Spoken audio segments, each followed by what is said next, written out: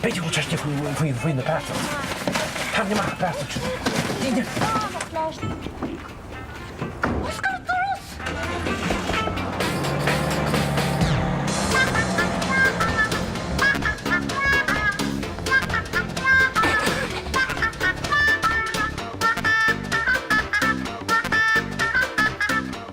Kan je toch wat je moet het bitch? Ja, maar hemels. Wat doe je goed gaan, zo wil ik. Kwartier. Zagen de wachten bitches naar best mogen gaan en ze de grap sparen. Poog mij niet zo, neem maar eens in de huis naar de kind. Right.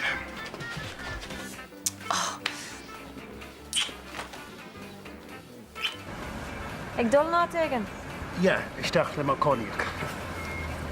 Dan mag ik de jolen laten hel. Ach, dingen te gaan stoppen. Ik en Marek. Genoeg te gaan tegen. Dan mag ik de jolen laten hel. Volgend bellen, alright? Niet toe kan ik krijgen hakken, moest je staan toch krijgen.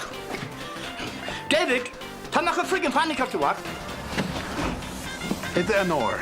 Simon Wellington. Caidir fá. Kom aan. Is je hijk? Mag ik eten? Je leert gewoon niet echt.